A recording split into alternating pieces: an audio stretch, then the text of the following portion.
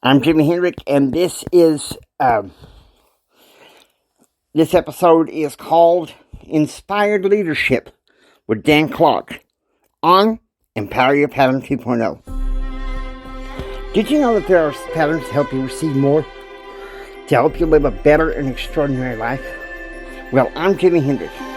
I am a success, confidence, and thrive coach, a member of the Church of Jesus Christ of Latter-day Saints. And if you come with me, I will show you these success patterns. Let's go. Okay, we're going to hear from Dan Clark for a little while. First, I want to specify, I had originally planned on an interview guest, but things happen. And so, what can I say? If you can't get a hold of a mentor nearby, get a hold of a mentor from afar. So, we're going to go ahead and hear from Dan Clark for a little while, and then I'll come back and fill you in on some of the rest of this. Inspired leadership. Like, you did like $100,000 like just this month. I was sitting there watching everybody like, what's her, which, what, who, what's her number, where she live? That's pretty sick, right? eHarmony.stalker. So each of you has something that you want to know about. So I've thought an awful lot about what I could possibly bring to your life. And I mean that seriously, not to your educational experience here at Utah State, and not to your major, not to those of you who have signed up for this amazing entrepreneurship opportunity of a lifetime to be exposed to the tutelage of Michael Glauser, who's one of the geniuses on our planet. But I would suspect that maybe you're here because there's nothing else to do on a Wednesday night. Maybe the bowling alley's closed. Or maybe more seriously, that you want to leave here different than you've ever been. And I want to ask you some questions. Do you really believe that in an hour we can talk about some things that would change you in a way where you could leave this magnificent, beautiful theater/auditorium and never be the same? Do you really believe and understand the significance of time? Today you've never been this old before. And today you'll never be this young again. So right now matters. And every right now matters. Which means no matter what your past has been, you have a spotless future. Which means you can't always control what happens, but you can always control what happens next. Are you with me? So let me ask the question again. Do you believe that I can tell some stories, that we can talk about some things where you could actually leave tonight on a Wednesday in Logan and never be the same? Do you believe that one moment in time can change your life forever? I do. Proof. I was on the program with Henry Winkler, the Fonzie from Happy Days. Clearly one of the funniest guys I've ever met. The tragedy is that so many of you are so young, you don't even know who I'm talking about. And that's just wrong. I did. He's the coolest guy who ever lived. You need to Google him. He started in a 1970s television sitcom called Happy Days. And his character's name was Fonzie, the coolest guy, the coolest dude on the planet. The Fonzie. He and I finish our speeches, and he decides he wants to take some time off, treat himself to a matinee movie.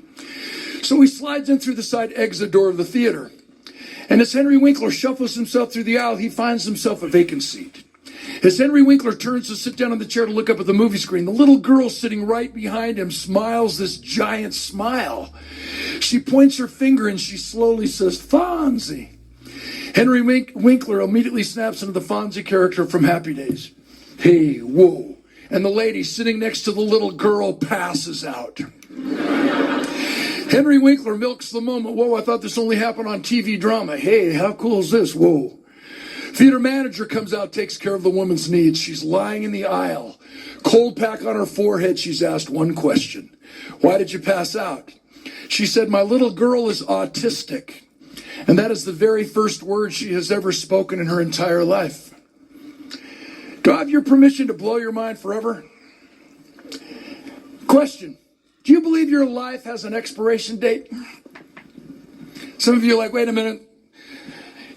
Why did you go so deep so fast, man? Why can't we just laugh a little bit? Kind of take it easy? You know, smoke a little medicinal marijuana, relax. Do you believe your life has an expiration date? Do you believe In the Old Testament, in the Bible, Job says our days are numbered. Do you believe that we have an expiration date? Some of you would agree. How many of you agree? Yes. How many of you disagree? Cool. There's not a theologian, an ecclesiastical leader, or a philosopher anywhere on our planet who can give us a definitive answer. So regardless of what you believe right now, cool. But I want to share an experience that blew my mind forever. I've never been the same. One of the boards I sit on is called the National Civic Leaders Board. I serve with the 4-star general who's over the Air Force, Chief of Staff of the Air Force. He's part of the Joint Chiefs of Staff. And I've served with 3 different chiefs now. So I'm at the Pentagon sometimes every 7, maybe 8 weeks in a year. For some pretty high-level meetings, we butt right up to the classified. It's kind of cool. And because I'm a history fan and I love American history and I love military history, in between our meetings at the Pentagon, I wander the halls and I read the citations on the walls of those who received the Medal of Honor, and I see the artwork, and I'm just fascinated by the whole deal.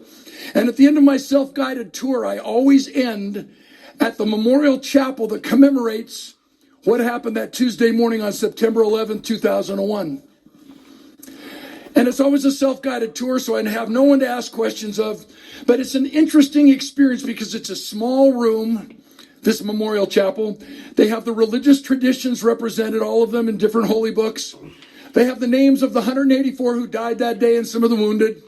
And when you walk into the room, you feel something different. You walk out. I'm a little twisted. I'm like, I feel it.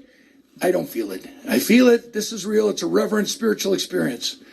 And this one particular meeting day, I finally got a personal guided tour by a general officer and a big stud member of the 82nd Airborne Army Ranger.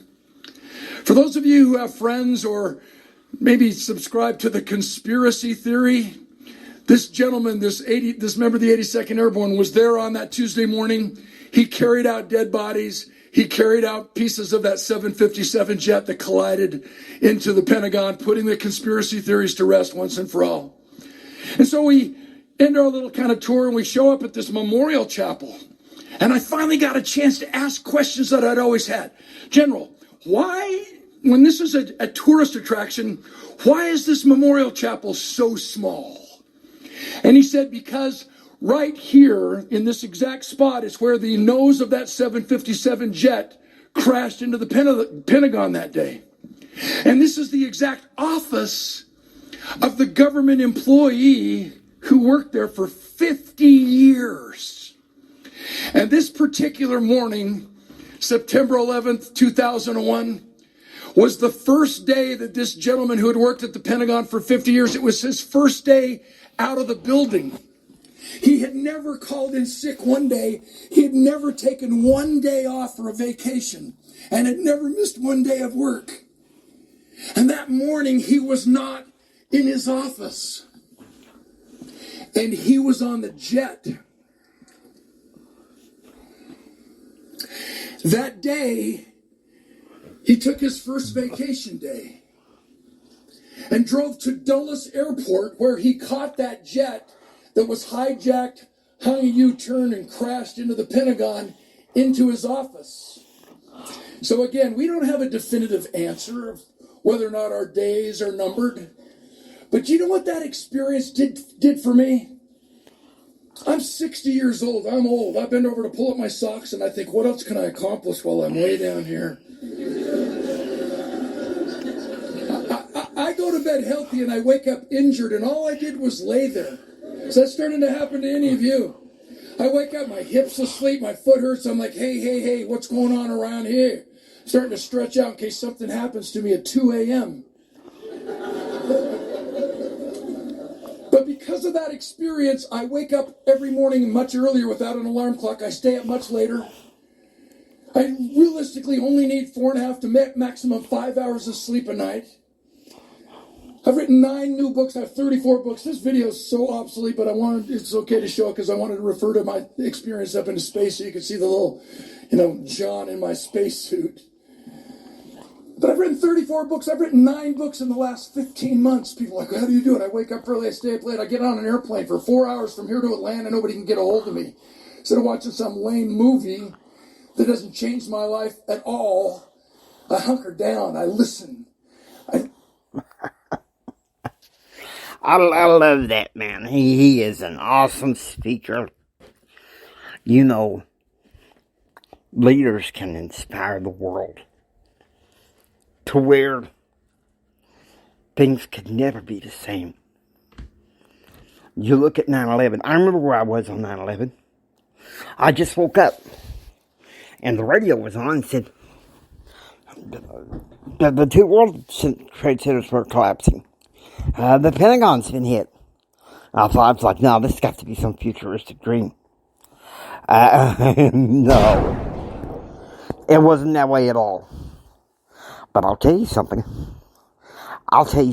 It was a rich blessing. That thanks to 9/11, I was able to stop feeling sorry for myself for some of the loneliness I'm going through. I'm going through it now. I'm teaching myself once again, stop feeling sorry for myself and be an inspired leader. Be an inspired leader. Write books. Get up early. Stay late. Work hard. Be who God has called you to be. An inspired leader. Each and every one of you know what is best for you, what is for your own good. What gives you a blessing in your life? What gives you a chance to inspire people? Yes, I would have loved for my mentor here to be on the show, but he wasn't. But you know what? I got a mentor from afar. Sometimes an inspired leader has to improvise when he gets knocked down. And that's the way it is. Now, I hope you enjoy listening to Empower Your Pattern 2.0. If you like what you hear, please subscribe and become a part of a citizen of Pattern Realm. This is Jimi Hendrix saying until next time, share this with Mama San, Papa San, and everyone. And don't just sit there and take it. Build your dreams so you can take it. Do what others don't so you can be what others won't. And do what others won't so you can have what others can't. And remember, most importantly, go out there and choose, act, and pursue happiness. God bless each and every one of you.